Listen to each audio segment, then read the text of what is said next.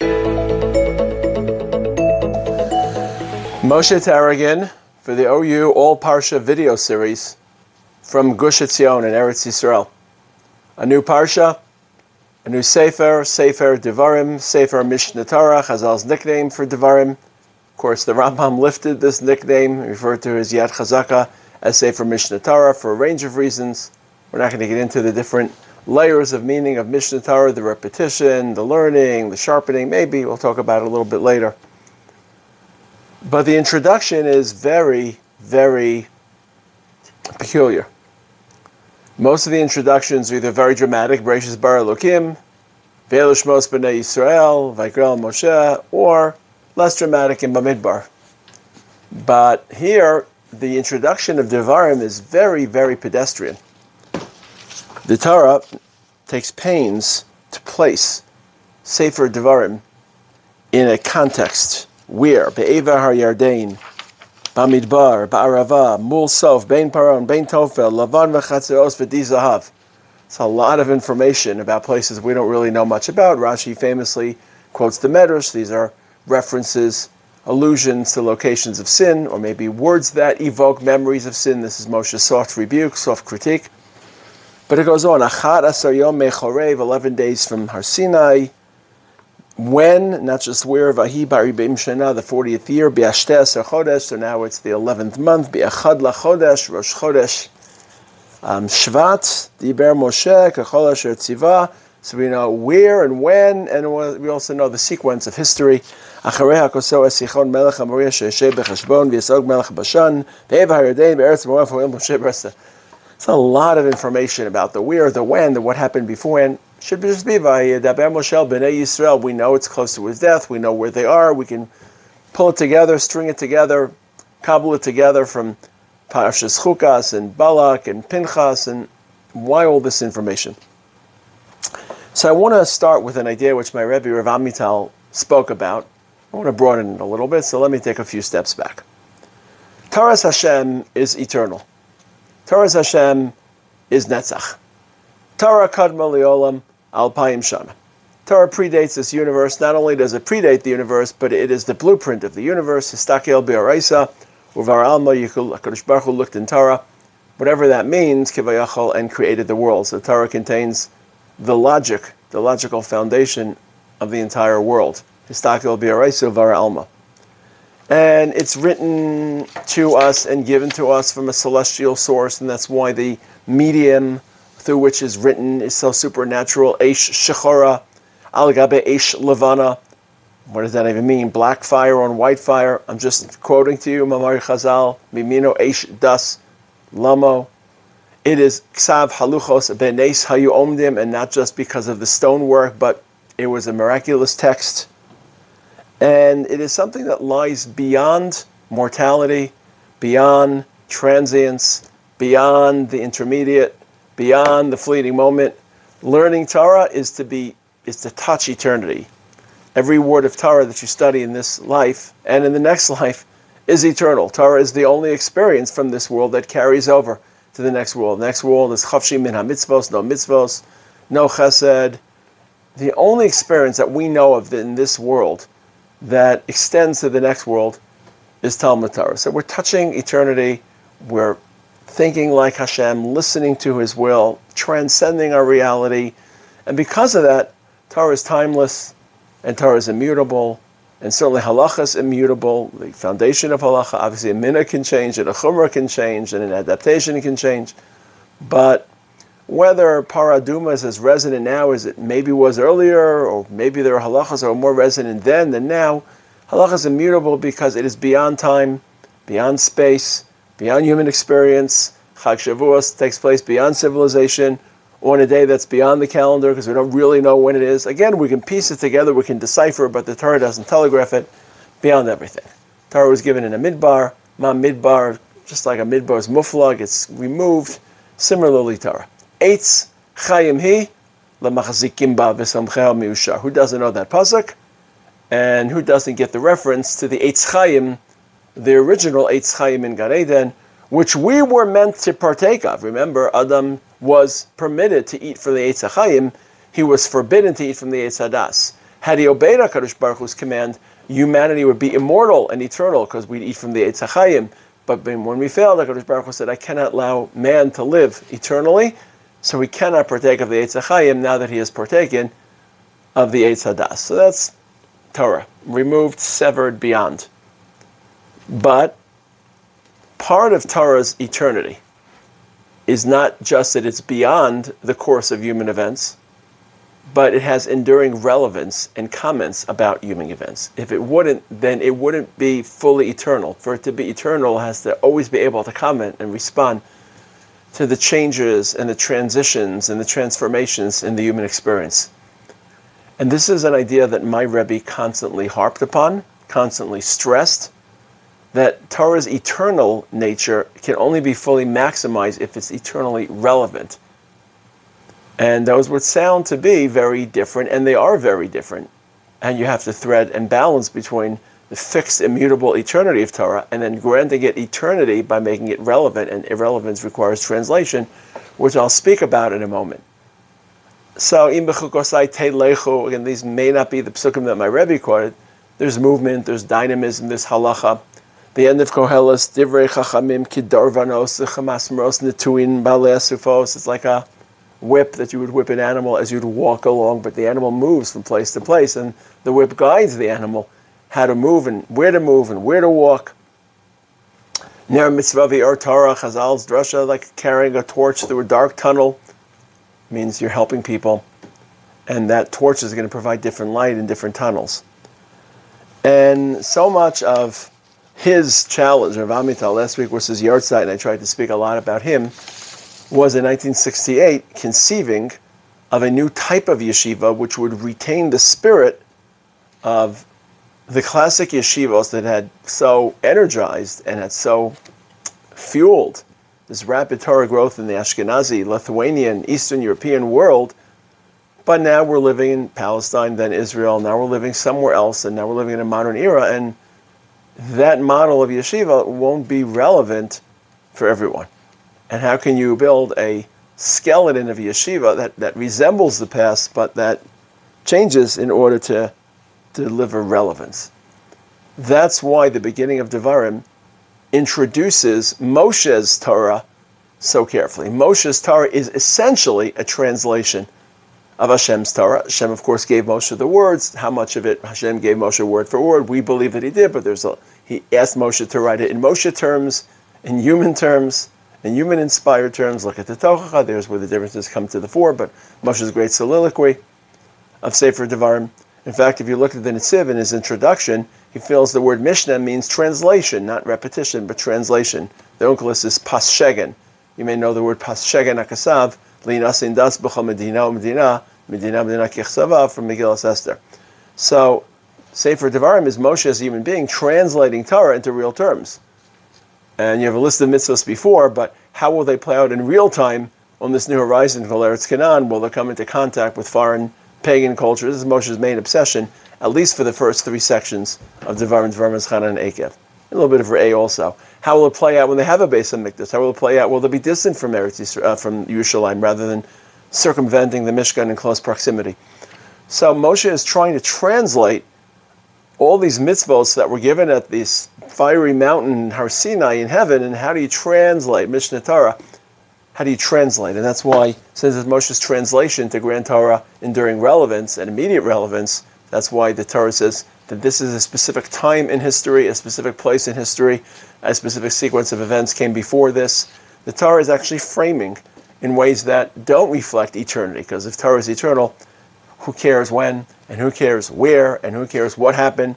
It's Torah, it's Har Sinai, it's heaven. There's no stopwatch in heaven, there are no time clocks in heaven. It's ridiculous. So the whole tone of Moshe's interpretation, Hoel Moshe, Be'er es Torah azos, Moshe's translation and conferring Torah with relevancy, that whole tone is set from the outset by this fixing and framing where it happens and how it happens and when it happened and where it took place and what part of the desert and what happened before and what happened afterwards.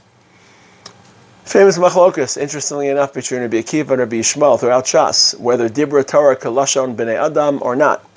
Namely, whenever there are words that are repetitious, But that's the way people talk, right? One of the great arts of speaking is to learn how to repeat yourself without repeating yourself. And Rabbi Yishmael says, you can't assume that every time the Torah repeats itself, sometimes it's for emphasis, sometimes it's for stress, sometimes it's for coloration, amplification. You can't decode the Torah word for word. There are extra words because that's how people speak. People are loose with their language, and the Torah is articulated in human-based language, not machine language. Rabbi Akiva says, no, the Torah is Dibra Kalasha, not Kalasha B'nei Adam. Rabbi Akiva was very, very pedantic and very scrutinizing every extra word, every extra phrase, and it's a famous machlokas, and it's part of this. What should the base language of Torah be? Even Rabbi Akiva agrees with relevancy, and even Rabbi Yishmael agrees with eternity, but should the Torah's base language be seen as something which is beyond? Interestingly enough, Rabbi Akiva saw it that way. Rabbi Akiva, the outsider who scaled the heavens, and Rabbi Yishmael evidently felt that it should be grounded more in a human dialect, in a human dialogue, and human discourse, and can't interpret every single extra word as just a hieroglyph or a code for some deeper meaning. So what does it mean to translate and to update and to... So I think the simplest level, we're talking about 3 different levels. The simplest level of finding relevance in Torah is new issues that we didn't think about in the past, and how can we confront that? I think that's...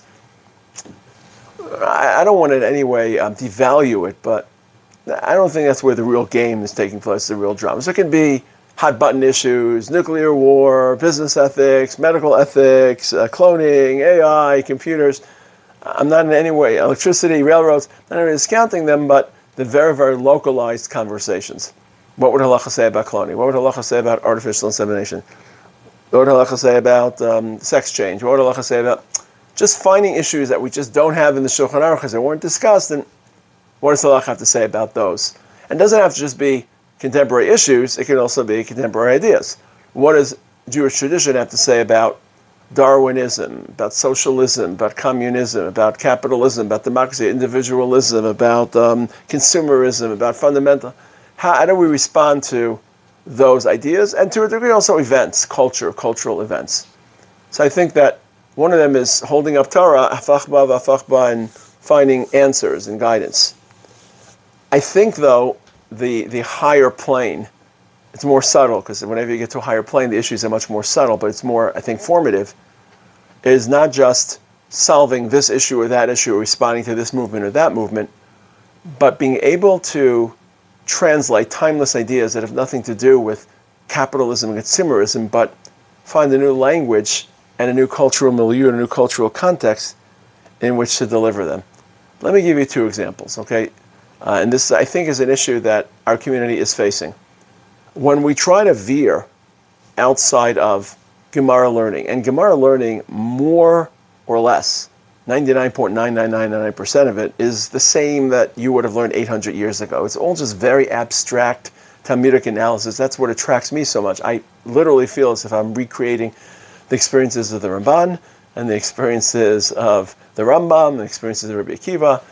Nothing has changed. Again, maybe some of the details that we now know that we don't know, but it's more or less replication. It's more or less 1-to-1 ratio. But then when you veer outside of Gemara learning to the world of machshava / musar, so these conversations are highly, highly cultural specific. Not the values, but the way in which you live those values, and the tonality and the orientation. So everyone agrees, for example, to the Mesilas Yesharim's list of values. The question is how you articulate them, how you build them. Kedusha, Precious, Anava, Tahara, Chasidus, Nikios, Zahiros, Rizos, of course. But what does Rizos mean in our world? What does laziness mean in our world? What does Nikios mean in a world in which Nikios has changed? What is Chasidus? So the Mesilas Yesharim was written close to 300 years ago in Italy by someone who's a Kabbalist.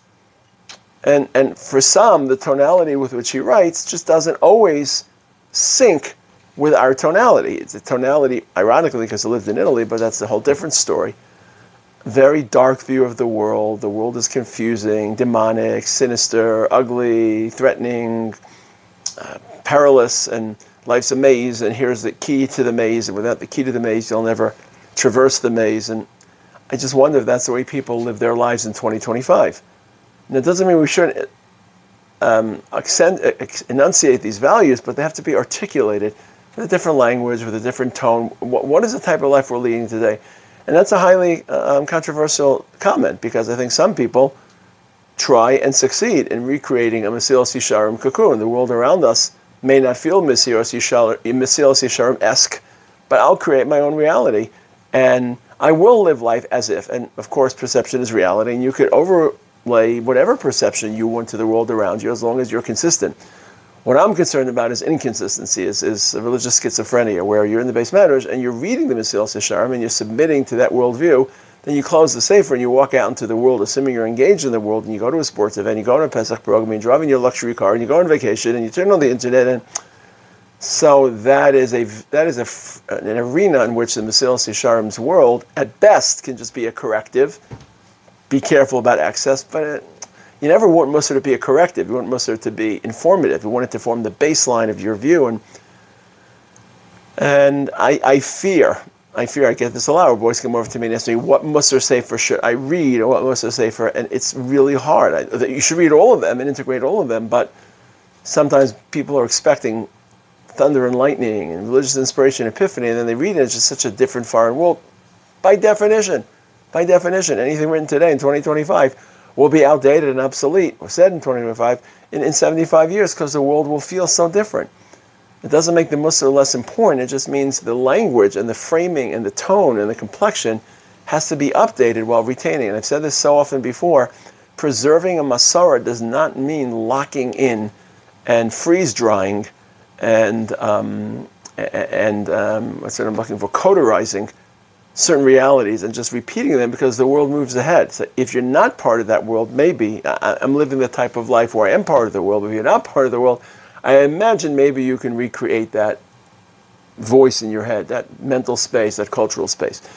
But the culture is very powerful, and most people are engaged in the world. And to be engaged and then to read ideas that are based on disengagement, again, it can always be inspiring, but it's not as inspiring as if it's in the same frequency, voiced in the same frequency. Another example, not from the world of Musar, but from the world of Machshava. So a lot of our great thinkers, our great tzaddikim who thought, and great chachamim, lived in the Middle Ages. The Middle Ages was a very, very different thought world. It wasn't as existentialist as today's world. What does that mean? The Rambam was very metaphysical. So take, for example, the Rambam's solution in Mar Nevuchim for the age-old question of the problem of evil. How could there be evil in the world? Hashem is omnipotent, He's all-powerful, Hashem is magnificent, He's kind. How do you solve theodicy? How do you solve the problem of evil? So the Rambam came up with a very novel solution. Hashem doesn't create evil. He can't, by definition. He's good, He's kind, He's compassionate. Hashem creates food, He just doesn't distribute it and allocate it proportionally. He doesn't give food to hungry people. So Hashem didn't make a person hungry, He just didn't give enough food. Hashem didn't make a blind person blind, He just didn't give him sight. Hashem didn't make a person ill, He just didn't give him health. So the Rambam solved the problem of theodicy, so it works. Now we're in a different period. We're living in an existentialist world. The difference between existentialism and philosophy and metaphysics is we process the world inside out. How do I feel? How am I expressing the world? What are my emotions? We're in touch with our emotions. We know how the human psyche works. If you went back 600 years and asked someone, how are you feeling today? You wouldn't get anything more than happy or sad, angry or calm. You'd get 10 emotions, possibly. We now have books and books that have written about 250 emotions that we're aware of, that we, for better or for worse, it's not triumphalist, it's just the world we live in. And we're much more subjectivist, much individualist. So try telling a blind person today, don't worry, it's not such a big deal, you're not really blind, you just don't have sight. Don't worry, you're not really poor, you just don't have money. Existentially, in the ancient world of metaphysics, I didn't have to justify my life. I just have to justify the system. If the system makes sense, I know my place in that great chain of being, and I'll be happy in my place knowing that I'm part of a system that works, for whatever reason. It's collective, it's universal, it's congregational, communal. Today we're much more individual. How do I live with suffering? How do I live? I'll give you another example. You can speak from today until tomorrow about all the great, great accomplishments post-October 7th, and this is HaKadosh Baruch Hu's gift to Am Yisrael, that we defeated our enemies, and we uncovered tunnels, a nuclear war that could have threatened us, a nuclear holocaust. And you could build that list from here until tomorrow, but people are suffering. And Hashem has other ways to achieve those ends. And why did He pick these ways? So metaphysically, I know Hashem had great intentions, but I'm still suffering. How do I justify that suffering? So if you read the Rambam's Moreh Nevuchim, it gives you some general guidelines, but there's a lot of translation that's necessary. I think one of the underappreciated Svarim is the Maharal, because he also inhabited a different thought space where every number had a symbolism and every shape had a symbolism and every item was a hieroglyph. I don't know that we look at the world there. If I say 4, unless you speak in Maharal language, what does number 4 represent? It's a number. What does 8 represent to you? So how do you take the Maharal's ideas and then apply them, which my Rebbe Rav Amital did a lot. So we all venerate the Chassam Sofer in his famous position, Chadash Asu Min HaTorah, but if we dig our heels in and dig our claws in, and nothing changes and we can't make any change, and I fear that it catches up with you. It's more than a fear. And the art is how to lock in that tradition, how to lock in the old, how to lock in the eternity of Torah, and grant it more eternity and more endurance by finding ways to adapt it to the culture and to the language. And that's the second tier of adaptation. The first tier of adaptation is facing issues, but they're very localized. What does the Torah say about liberalism? What does the Torah say about environmentalism? What does the Torah say about Darwinism? What does the Torah say about electricity? What does the Torah say about cloning? But whenever you get local, you're not going to create an overarching statement. The overarching statement is, how can I find this new language? The highest tier, I think, which is not even looking for a language, it's more attitudinal. And that is speaking with a confidence. The Torah doesn't blush or flinch, or it's not even the language, it's almost the posture, the people. And to do this to a degree, you need to have people who are engaged with the world. Because if they're not, you'll never believe that Torah has a message for our broader world and can wrestle with and answer with the broader world. And it's a bit of almost like a dilemma, because people who want to study a lot of Torah want to continue studying a lot of Torah. They don't want to waste their time by looking at the broader world. But then when you see their greatness, you aren't always as convinced. I was very fortunate. I met some very surpassing Talmidei Chachamim who were also deeply engaged with the world around them, and it gave me the confidence to know that, not because Rav Lichtenstein spoke about item A, item B, item C, and not even because he had the language, tier 2, which Rav Amital, I think, had that language, and Rav Aaron also had the language, but even if I went to a shir on whatever, I gave a shir yesterday on Shabbos on Naziris, I went to Rav Aaron's shir on Naziris. Even if we wasn't talking about a language or modern issues, I just knew that this man and his Torah could confront and engage and solve and respond to and message and signal whatever came his way. And to me, that makes the Torah, that I feel, more eternal. It's not just eternal because it's in heaven and it's something beyond. It's almost as if eternity squared. It's a double eternity. It's eternal because it's distant, but different, but it's also eternal because, in a very ironic way and paradoxical way, not only is it beyond, it's also within. Not only is it transcendent, it's also immanent. Not only is it in heaven, it's also on earth. Not only is it Dibur Torah Kolashon HaTorah, El Dibur Torah Kolashon Bnei Adam. Not only is it Eish Shechaga Eish Levana, but it's also Taras HaAdam. And that's why I think Sefer Devarim begins as it begins, because this is balancing the rest of the Torah, which feels so divine, celestial, supernal, beyond. There's Moshe's translation, Ber Heitev, Torah saying, well, this isn't a particular time and place, and you know what? Every time and place has its interpreters. You just have to find the Moshe Rabbeinus to help create those interpretations and the attitude that Torah can encounter and embrace everything, and not the fear to. I think when we emit fear, it can be. I worry a lot about what types of subliminal messages we're creating when we dig our heels in and nothing can change and everything has to be a repeat of the past. And I wonder if we're moving quickly. I don't know. I think in my world, the world that I inhabit, we do move quickly. We're early adopters at great expense. In other worlds, people are much more small c conservative, and I wonder if the pace of life is irrepressible and if that blended message of eternity is a healthier and more durable walk into the future.